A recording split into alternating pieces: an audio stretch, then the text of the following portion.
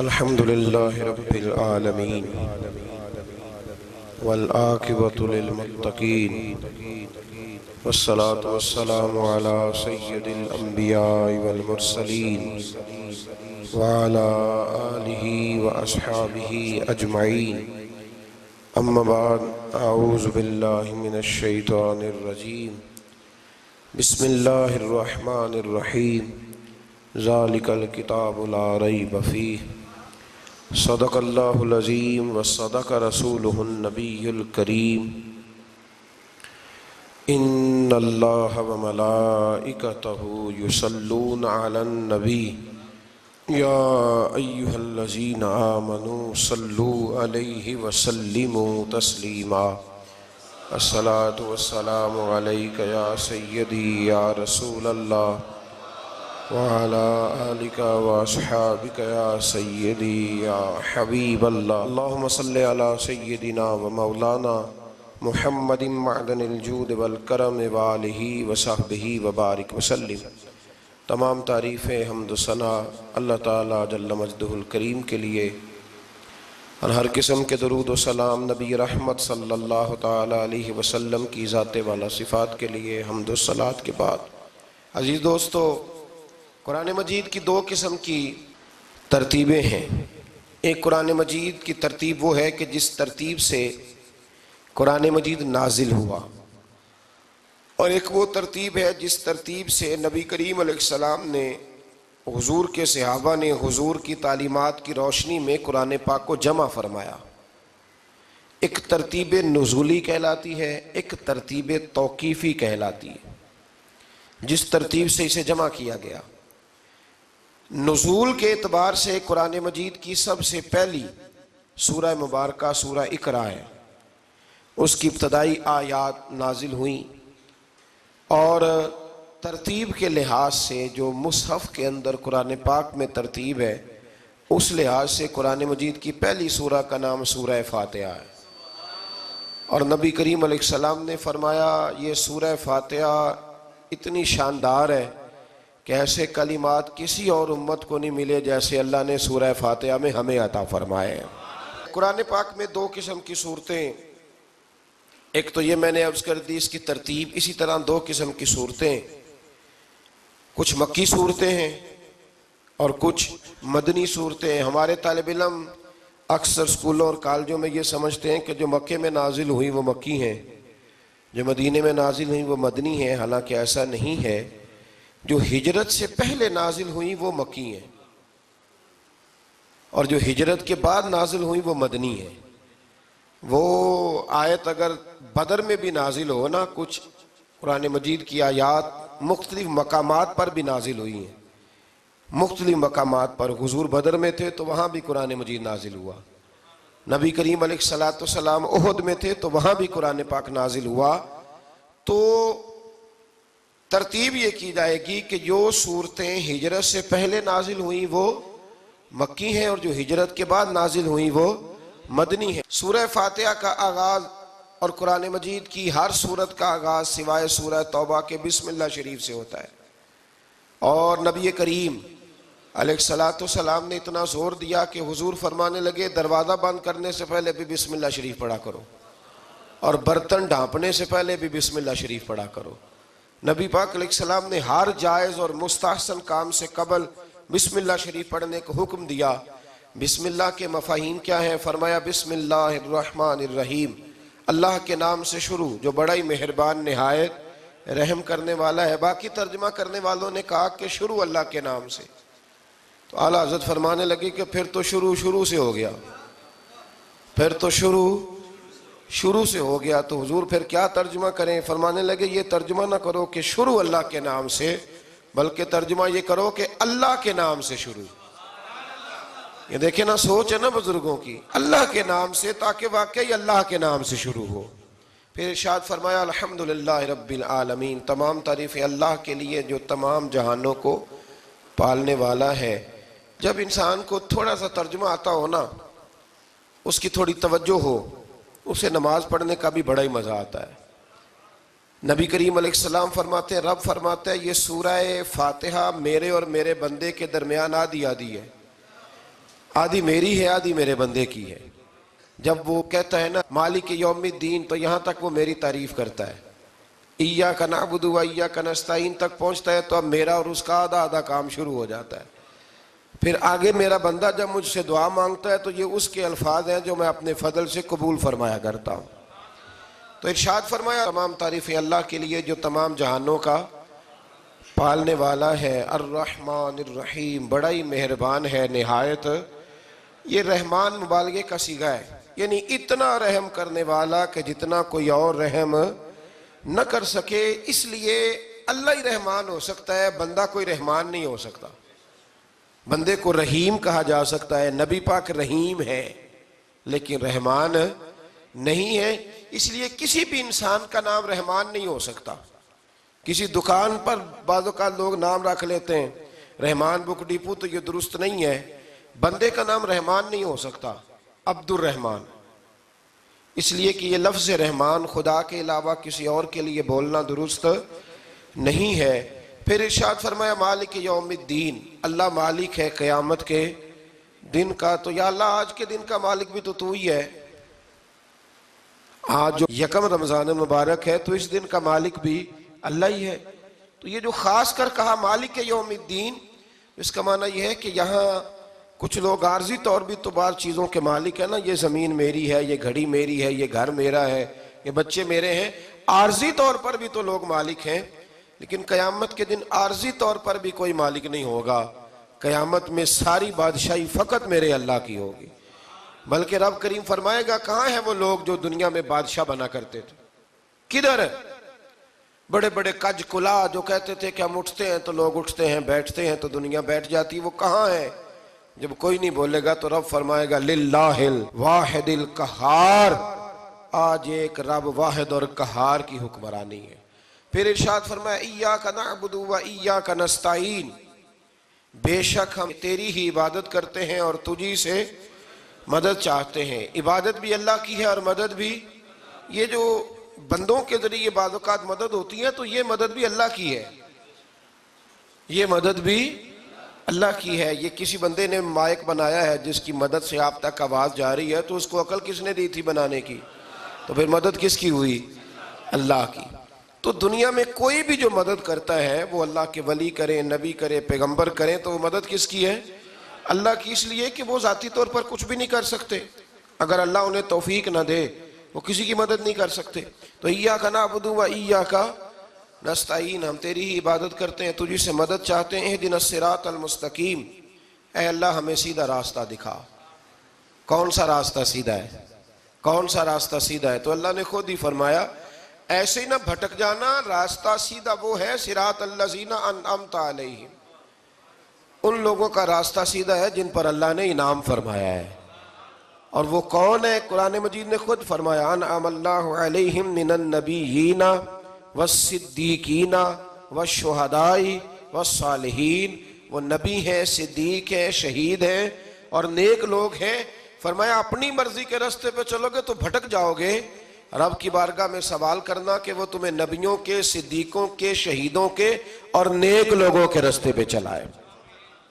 غیر المغضوب علیہم ولا الضالین، نہ ان لوگوں کے راستے پہ چلا جن پر تیرا غضب ہوا، اور نہ ان کے راستے پہ چلا جن پر تو ناراض ہوا، جنہیں تو نے گمراہ کیا، ان لوگوں کے راستے پہ نہ چلا، بلکہ ان لوگوں کے راستے پہ چلا جن پر تیرا انعام ہوا۔ یہ جو لوگ ہیں نا مغضوب علیہم ولا الضالین، ایک گروہ یہودیوں کا ہے اور ایک عیسائیوں کا ہے۔ کہا جا رہا ہے یا اللہ نہ یہودیوں کے راستے پہ چلا اور نہ عیسائیوں کے راستے پہ چلا، ہمیں تو ابو بکر صدیق کے راستے پہ چلا، ہمیں تو عمر فاروق کے راستے پہ چلا، عثمان غنی، مولا علی اور جناب ابو ہریرہ کے راستے پہ چلا۔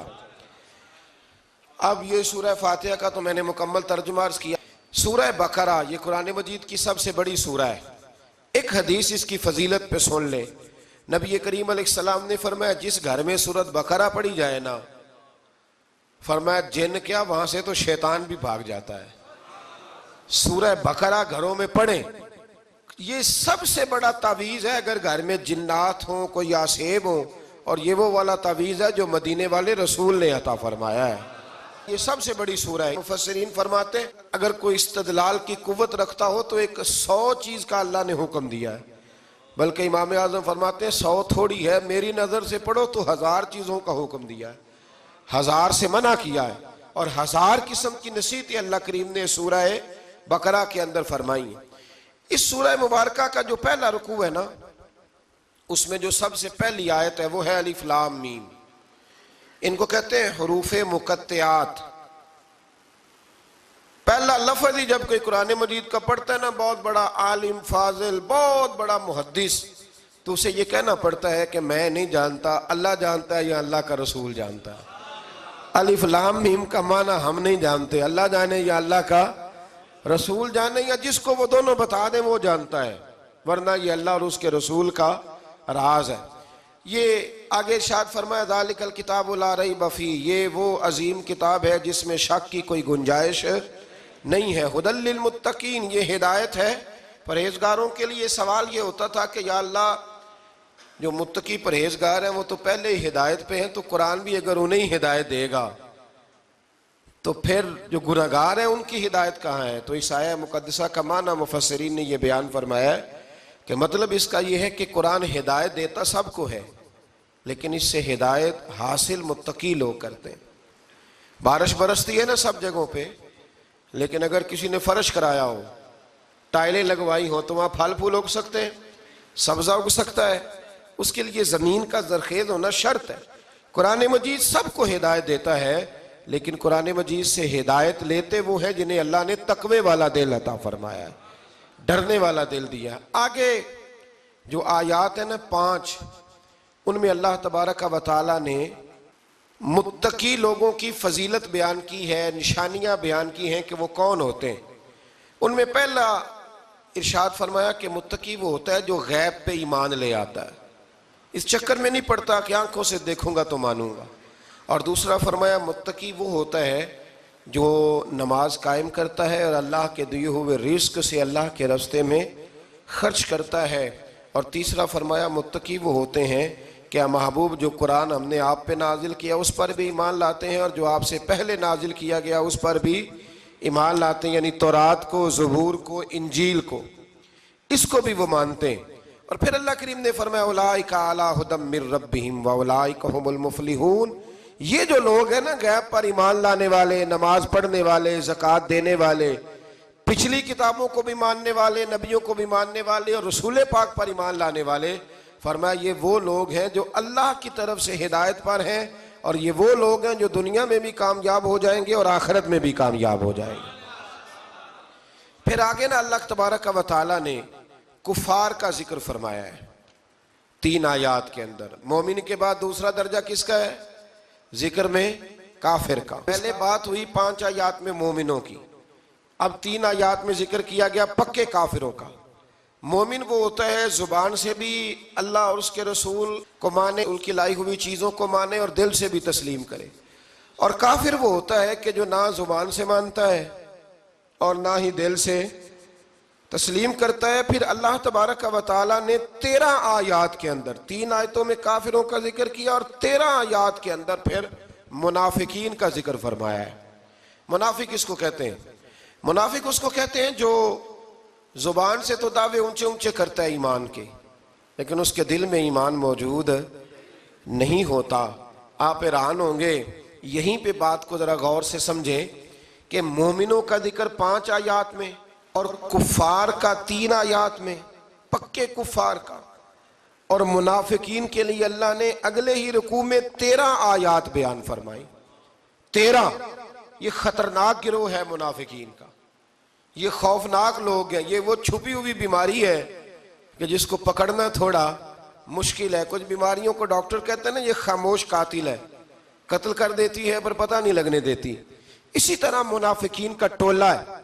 قرآن مجید کہتا ہے ان منافقین کے بارے میں وَمِنَ النَّاسِ مَن يَقُولُ آمَنَّا بِاللَّهِ وَبِالْيَوْمِ الْآخِرِ وَمَا هُمْ بِمُؤْمِنِينَ، اے محبوب کچھ لوگ کہتے ہیں ہم اللہ اور آخرت پر ایمان لائے، لیکن وہ ایمان لانے والے نہیں ہیں۔ تو جب رب کہتا ہے نہیں ہے، آج کسی کو کہہ دیا جائے نا کہ وہ بندہ جھوٹا کلمہ پڑھتا ہے، اس کی باتیں نہیں بتاتی، تو کہتے ہو آپ ایک کلمہ گو کو برا کہہ رہے۔ تو یہاں تو اللہ ان کے کلمے کا بھی اعلان فرما رہا ہے اور ان کے نفاق کا بھی اعلان 13 آیات میں. اور رب فرماتا ہے یخادعون اللہ والذین آمنوا وما یخدعون الا انفسهم وما یشعرون. فرمایا وہ اللہ کو دھوکہ دینا چاہتے ہیں مومنوں کو، حالانکہ نہیں دھوکہ دیتے مگر اپنی ہی جانوں کو، انہیں شعور ہی نہیں. اللہ تبارک و تعالیٰ نے 13 آیات کے اندر مکہ مکرمہ میں منافق کوئی نہیں تھا جب تک حضور نے ہجرت نہیں کی تھی. کیوں؟ اس لیے کہ وہاں جو کلمہ پڑھتا تھا اسے مار کھانی پڑتی تھی. تو کسی کو کیا مصیبت پڑی تھی جھوٹا کلمہ پڑھ کے مار کھائے. مدینے میں جب اسلامی حکومت قائم ہو گئی نا تو کچھ لوگوں نے اسلامی حکومت سے فائدہ لینے کے لیے جھوٹے موٹے کلمے پڑھ لیے، اندر کفر رکھتے تھے، اوپر سے اظہار اسلام کرتے تھے. تو رب فرماتا ہے کہ ان کا یہ ایمان قابل قبول نہیں ہے. تو یا اللہ پھر کس کا ایمان قابل قبول ہے؟ تو اللہ کریم نے فرمایا وَإِذَا قِيلَ لَهُمْ آمِنُوا كَمَا آمَنَ النَّاسِ.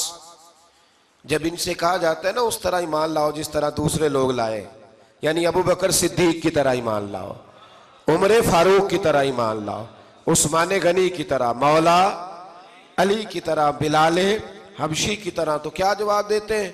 قالوا انؤمن كما آمن السفهاء.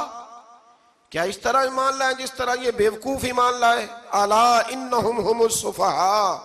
اللہ فرماتا ہے خبردار بے شک وہی بیوقوف ہے، ولکن لا يعلمون، لیکن انہیں اس کا علم نہیں ہے. وہ کہا کرتے تھے کہ یہ تو بیوقوف ہے معاذ اللہ.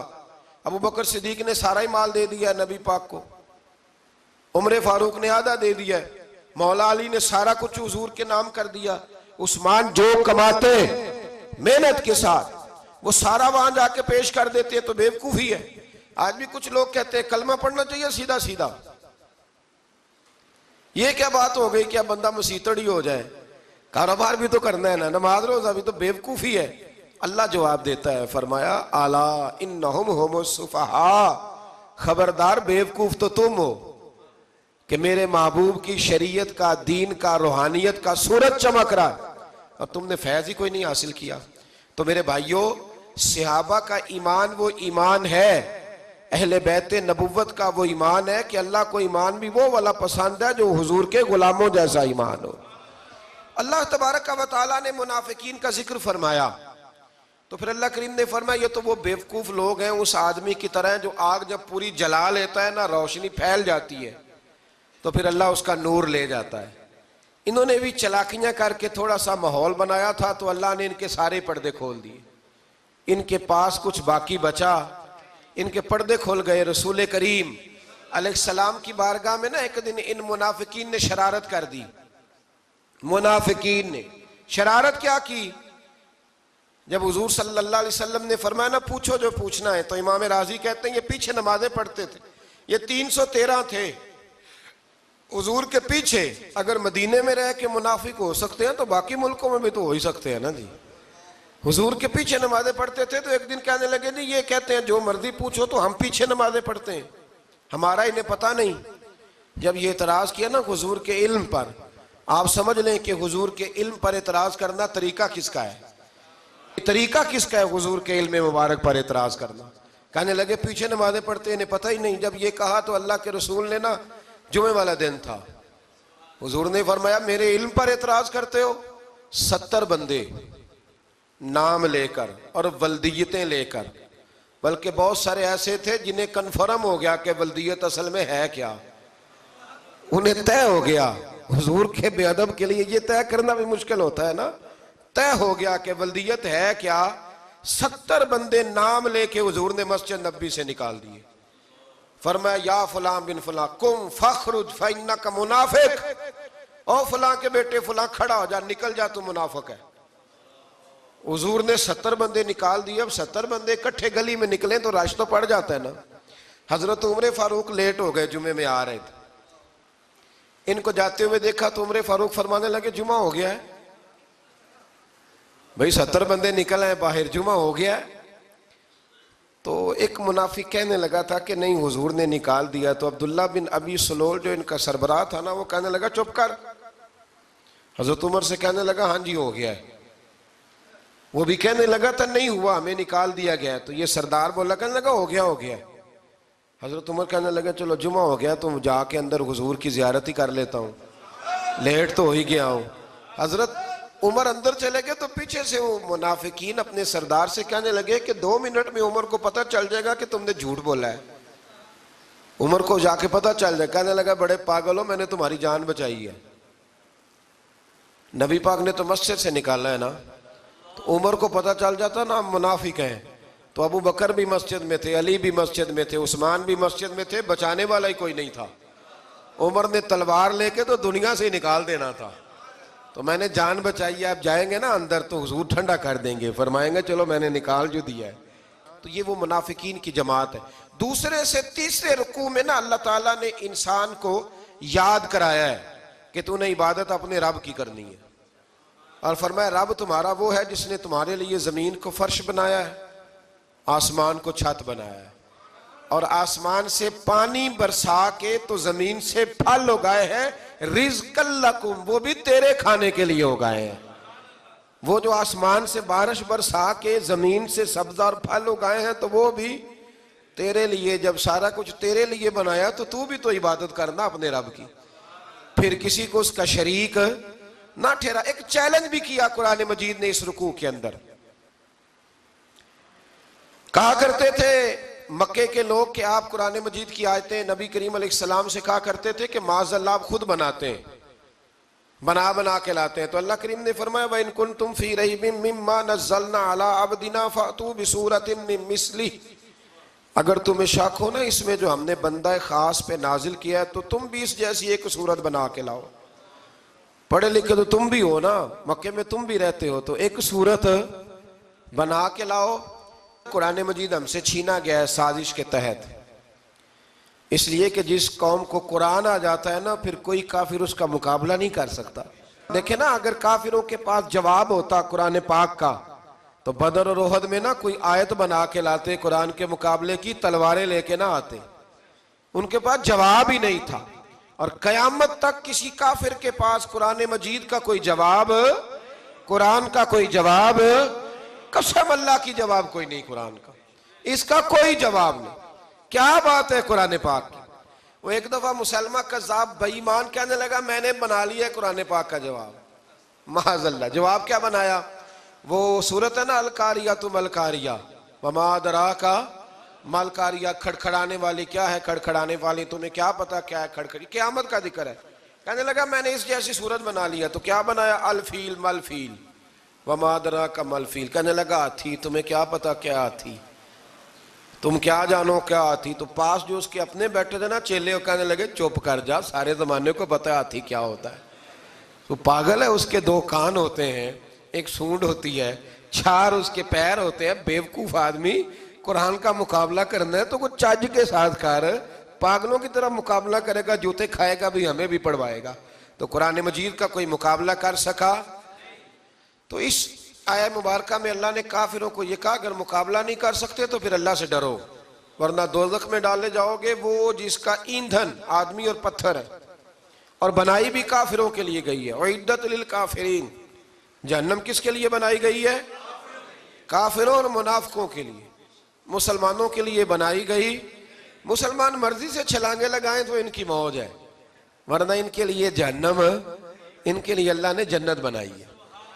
اور یہ بات کرتے ہی رب کریم نے فرمایا اے محبوب علیہ السلام مومنوں کو خوشخبری دے دیں کہ اللہ نے ان کے لیے جنت بنائی ہے، اس میں باغات ہیں، انہیں رزق دیا جائے گا کھانے کے لیے، اور اس میں انہیں پاکیزہ بیویاں دی جائیں گی، اور پھر وہ اس میں ہمیشہ رہیں گے، انہیں اس سے نکالا نہیں جائے گا۔ آگے جو آیات کریمہ ہے نا اس کے اندر اللہ تبارک و تعالیٰ نے فرمایا ہے کہ اللہ حیا نہیں کرتا سمجھانے کے لیے، مچھر کی مثال بھی دینی پڑے۔ فرمایا قرآن سے کچھ لوگ ہدایت حاصل کرتے ہیں اور کچھ گمراہ ہو جاتے ہیں۔ جب لوگ اپنی مرضی کی تشریحات چاہتے ہیں تو گمراہ ہوتے ہیں، اور جب قرآن کو رسول اللہ صلی اللہ علیہ وسلم اور امت مسلمہ کی تشریحات کی روشنی میں سمجھتے ہیں تو پھر اللہ ہدایت عطا فرماتا ہے۔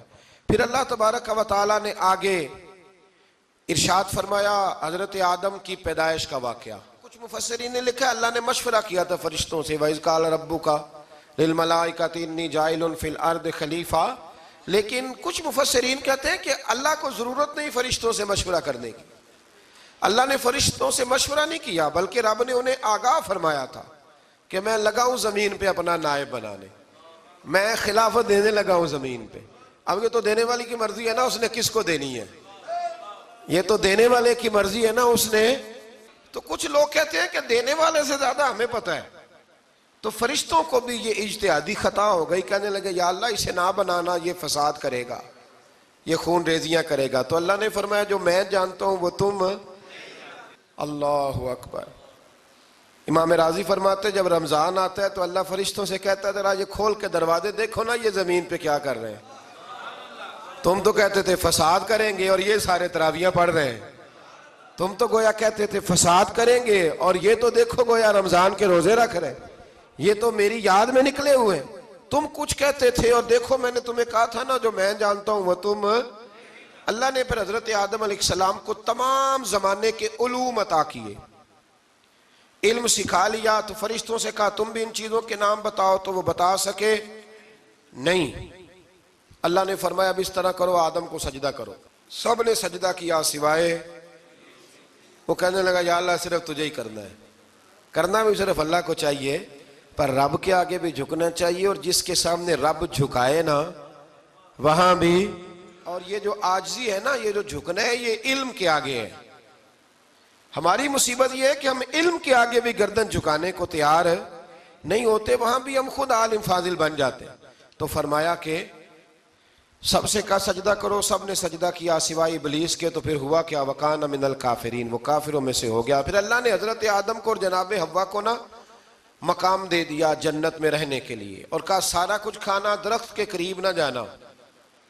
ابھی آپ کسی سے کہہ دیں تھوڑا سا کہ پیچھے نہ دیکھنا، یعنی اگر میری سمجھ لیں ادب کی وجہ سے کوئی 1.5-2 منٹ یا 6 منٹ نہیں بھی نہ دیکھے گا تو سوچے گا ضرور کہ پتہ نہیں اب پیچھے کیا ہے، مصیبت کیا ہے. یعنی آپ کہہ کے دیکھ لیں کسی کو، پیچھے نہ دیکھنا. فطرت ہے نا انسان کی، وہ جستجو کرتا ہے. کہا اس درخت کے پاس نہ جانا. تو حضرت حوا سلام اللہ علیہ کہتے ہیں دل میں خیال رہتا تھا کہ آخر ہے کیا درخت کے پاس. یہی انسان کا عقیدہ توحید ہے کہ جہاں سے رب منع کر دے وہاں وہ منع ہو جائے. اور یہ ان کی خطا نہیں تھی، یہ اللہ کی حکمت تھی، چونکہ رب نے تو پہلے کہہ دیا تھا بنایا ہی زمین کے لیے، تو یہ تو سارا کچھ ہونا تھا تو زمین پہ آنا تھا نا. تو حضرت حوا اور جناب آدم کے پاس شیطان آیا. اب اس کو نکال تو دیا تھا پر ابھی اس کا جنت میں آنا جانا بند نہیں ہوا تھا، یہ بھی اللہ کی حکمت تھی. تو وہ کہنے لگا تمہیں پتہ ہے بعد میں مر جاؤ گے. تو حضرت حوا کہنے لگی کیا موت بھی آئے گی؟ کہاں، اس کی تکلیف بھی بڑی ہوگی، تو پھر بچیں گے کیسے؟ تو کہنے لگے پھل کھا لو اس درخت کا. تو بچنے کے لیے پھل کھایا تھا. جس طرح لوگ آج بہت سارے کام بچنے کے لیے کرتے ہیں پر بچ سکتے، بچنے کے لیے پھل کھایا. تو اللہ نے فرمایا زمین پہ چلے جاؤ. تو حضرت آدم زمین پہ آئے، پھر کئی 100 سال روتے رہے. فَتَلَقَّى آدَمُ مِن رَبِّهِ کَلِمَاتٍ. تو پھر اللہ نے خود ہی جناب آدم کو کچھ کلمے سکھائے.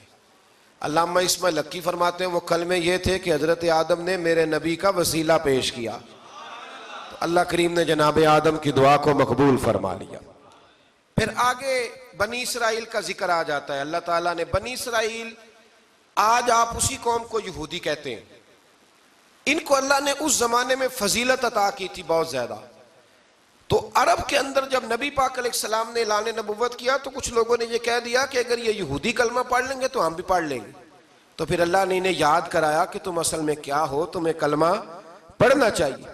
تو اہل یہود کا تذکرہ کرتے کرتے رب کریم نے ایک بات یہ بھی ارشاد فرمائی کہ تم لوگوں کو تو کہتے رہے ہو کہ وہ نبی آنے والے ہیں، وہ نبی آنے والے ہیں، اور جب آ گئے ہیں تو ماننے کو تیار نہیں ہو. تو فرمایا تأمرون الناس بالبر وَتَنْسَوْنَ أَنفُسَكُمْ وَأَنْتُمْ تَتْلُونَ الْكِتَابَ، لوگوں کو بھلائی کا حکم دیتے ہو اور اپنے آپ کو بھول جاتے ہو. افلا تعقلون، تمہیں عقل نہیں؟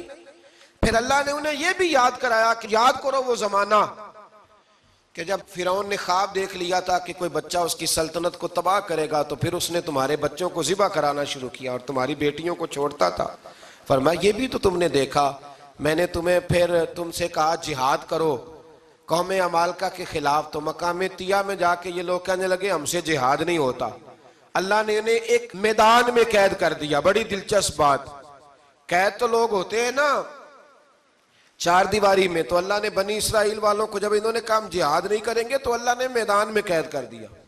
میدان میں. یہ یاد رکھیں, جب انسان اللہ کی نافرمانی کرتا ہے تو اسے ایسی قید ملتی ہے جس کا اس نے تصور بھی نہیں کیا ہوتا. ایک میدان ہے مقام طیہ, قید ہو گئے. سارا دن سفر کرتے تھے, سارا دن. تو رات کو تھک کے سوتے تھے, صبح اٹھتے تھے نا جب, تو وہیں ہوتے تھے جہاں کل صبح چلے تھے. تو رب جب کسی کو قیدی بناتا ہے تو اسے زنجیروں کی, سلاخوں کی ضرورت. دعا فرمائے اللہ تبارک و تعالی غموں سے نجات عطا فرمائے. یہ دعا فرمائے. ایسی قید دیتا ہے کہ جس سے پھر چھٹکارا ہو سکتا. تو بنی اسرائیل کا بہت زیادہ تذکرہ اس پارے میں اللہ تبارک و تعالی نے پھر بیان کیا, اور پھر کہا کہ انہیں جو حکم دیا جاتا تھا یہ اس کی سرتابی کرتے تھے. پھر اللہ نے ان پر ذلت نازل کر دی اور یہ ہمیشہ اس کا شکار رہے. قوم سبت کا ذکر فرمایا اللہ نے. ہفتے والے دن کچھ لوگ نافرمانی کرتے تھے. ہمارے بھی ہیلے بہانے ہیں نا آج کل کاروبار میں. تو اسی سپارے کی آیت نمبر 65 کے اندر اللہ تعالیٰ نے حضرت داؤد کی قوم کا ذکر کیا کہ اللہ نے انہیں حکم دیا تھا کہ ہفتے والے دن مچھلیاں نہیں پکڑنی. تو وہ کہتے تھے چلو ہاتھ لگا کے نہیں پکڑنی, ہاتھ لگا کے. وہ ہمارے لوگ ہیلے بہانے تلاش کر لیتے ہیں نا. وہ بڑے جناب انشورنس والا آ گیا, اب وہ بینک والا آ گیا, وہ فلانے صاحب آ گئے, وہ تروڑ مروڑ کے کہانیاں باتیں, اور پھر ہمیں بھی رستے مل جاتے ہیں بچنے کے. مفتی صاحب نے کہہ دیا تھا, ایک مولانا سے میں نے ان کو کہا ہفتے والے دن مچھلیاں نہیں پکڑنی. کہا نہیں پکڑتے, چھوٹے چھوٹے حوض بنا لیے. تو مچھلیاں زیادہ آتی تھی اس دن, یہ بھی اللہ کی قدرت تھی. نماز کے وقت گاہک زیادہ آتے ہیں, یہ اس کی قدرت ہوتی ہے. تو وہ مچھلیاں حوض میں جمع ہو جاتی ہیں. یوں سمجھ لیں کہ جال انہوں نے لگا لیے ہوئے تھے, تو جال میں وہ پھنستی رہتی تھیں, حوضوں میں آتی رہتی تھیں. ہفتے کو نہیں پکڑتے تھے, اتوار کو پکڑ لیتے تھے. تو پھر اللہ نے انہیں سزا دی. فرمایا تماشے کرتے ہو اللہ کے حکم کے ساتھ. کیا سزا دی؟ فَقُلْنَا لَهُمْ كُونُوا قِرَادَةً خَاسِئِينَ. فرمایا بندر بن جاؤ دھتکارے ہوئے. جو رزق حرام طریقے سے کماتے تھے رب انہیں بندر بنا دیتا تھا. ابھی بھی میں نے دیکھے ہیں بڑے بڑے تاجر پاگلوں جیسی زندگی گزار رہے ہیں. نفسیاتی طور پہ سکون نہیں ہے, کروڑوں روپیہ پڑا ہے. کیوں؟ اس لیے کہ رب کے بتائے ہوئے طریقے کے مطابق تجارت نہیں کرتے. آگے ایک اور دلچسپ بات آ گئی. بنی اسرائیل کے اندر نا ایک شخص نے اپنے چچا کو قتل کر دیا جائیداد کے لیے. یہ دیکھیں کب سے لوگ جائیداد کے لیے قتل کرتے آ رہے ہیں.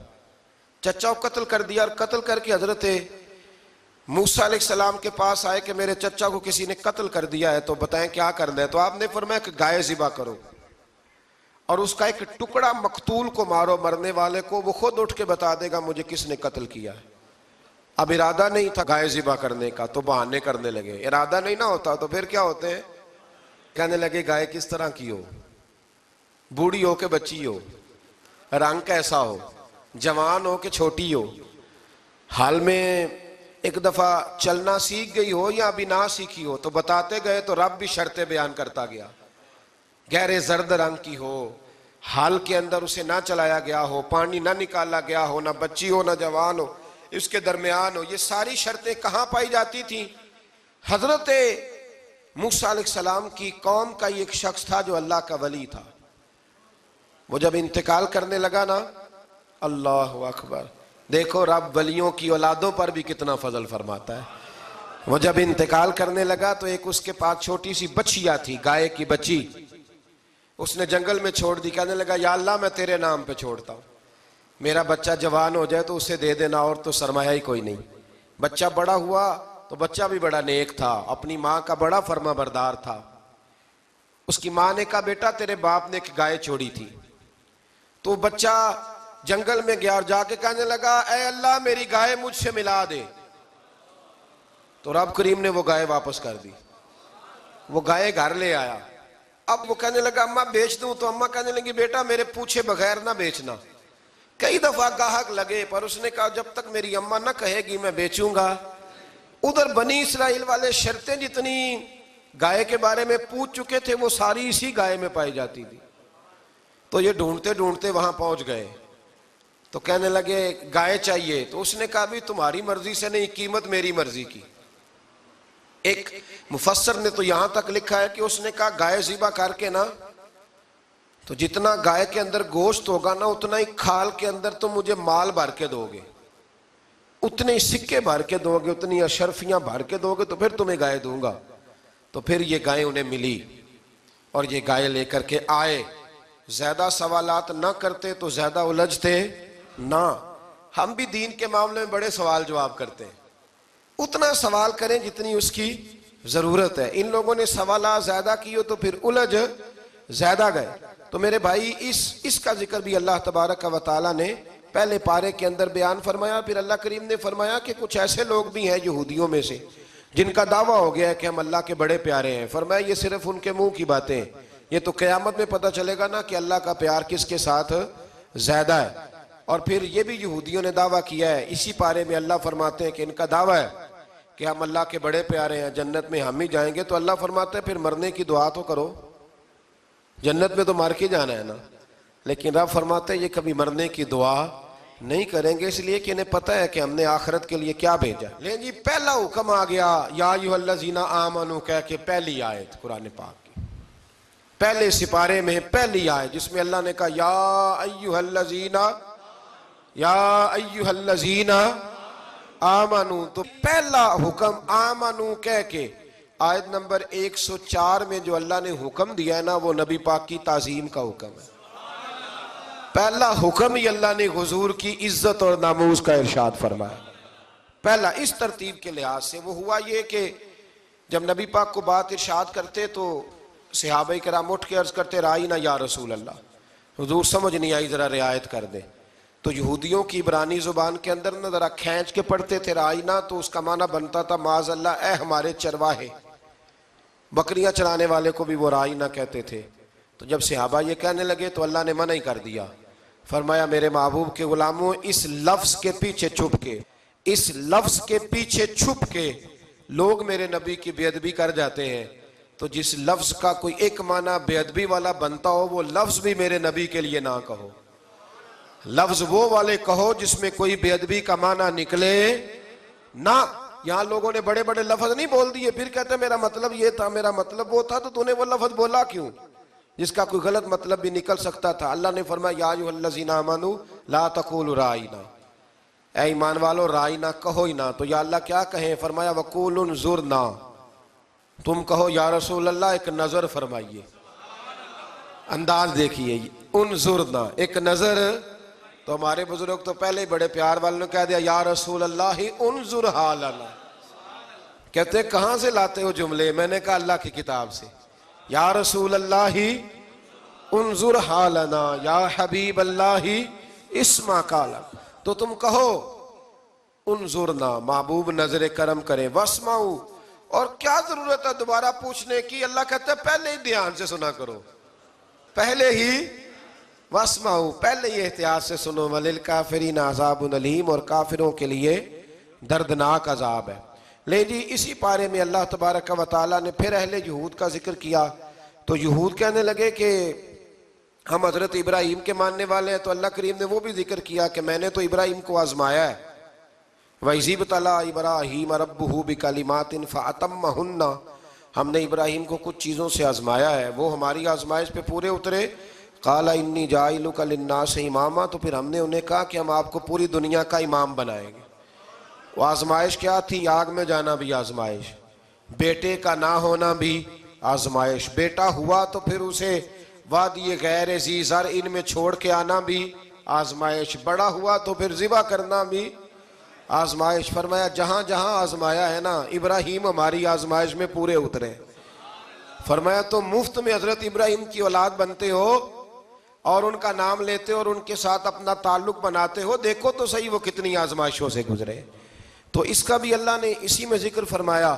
اور پھر وہ بات کرتے تھے حضرت یعقوب کی اور حضرت اسحاق کی، تو فرمایا وہ تو ہمارے اتنے خاص بندے تھے کہ وصال کے وقت بھی انہوں نے اپنی اولادوں کو نصیحت فرمائی تھی کہ اللہ کی توحید پہ قائم رہنا، اس کا ذکر بھی اللہ نے اسی پارے میں بیان فرمایا۔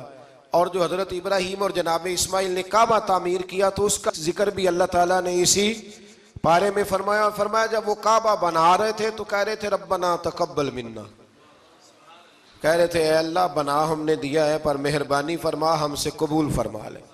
تو جو آیہ کریمہ آخر میں عرض کرنا چاہتا ہوں اس پر بھی تھوڑی توجہ فرمائیں گے تو بات بڑی نکھر کے باہر آئے گی۔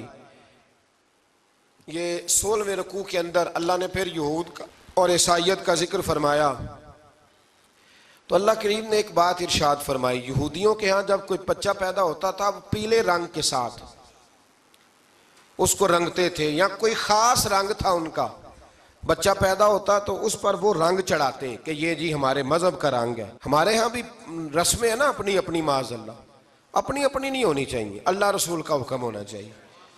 تو یہودیوں کے ہاں بچہ پیدا ہوتا تو ایک خاص رنگ چڑھاتے، عیسائیوں کے ہاں پیدا ہوتا تو وہ بھی ایک خاص رنگ چڑھاتے۔ تو مسلمانوں کے ہاں بچے پیدا ہوئے تو انہوں نے بھی توجہ کی کہ یہ کیا ہو رہا ہے، تو رب کریم نے فرمایا صبغۃ اللہ، رنگ اللہ کا ہی ہے۔ ومن احسن من اللہ صبغہ، اور فرمایا اللہ کے رنگ سے زیادہ خوبصورت کس کا رنگ ہو سکتا ہے؟ اللہ کا رنگ کیا ہے؟ لا الہ الا اللہ محمد الرسول اللہ صلی اللہ علیہ۔ فرمایا نیلے پیلے کالے رنگ نہ چڑھاؤ، اپنے ذہن پر توحید و رسالت کا رنگ چڑھاؤ، یہ سب سے بہترین رنگ ہے۔ اگر تمہارے ذہنوں پر رب رسول کی توحید کا رنگ چڑھ گیا تو یہ وہ والا رنگ ہے، پھر تمہیں کسی اور رنگ کی طرف جانے کی ضرورت نہیں پڑے گی۔ تو فرمایا رنگ وہ پیدا کرو جو توحید کا ہے، رسالت کا ہے، اس رنگ کی توجہ کرو۔ قرآن مجید کے اس پارے میں اللہ کریم نے مختلف باتیں بیان کر کے آخری رکوع میں یہ جو رنگ کا ذکر فرمایا نا، تو یہ لگتا ہے پورے پارے کا خلاصہ ہے کہ رب کریم نے فرمایا اصل بات یہ ہے کہ تمہاری سوچوں پہ رب رسول کی توحید و رسالت کا رنگ ہونا چاہیے۔ ہر وقت بچہ پیدا ہو، کوئی دنیا سے جائے تو رنگ کس کا ہونا چاہیے؟ اللہ رسول کے دین کا۔ اللہ تعالی ہمیں سمجھنے کی توفیق عطا فرمائے۔ آخر دعوانا ان الحمدللہ۔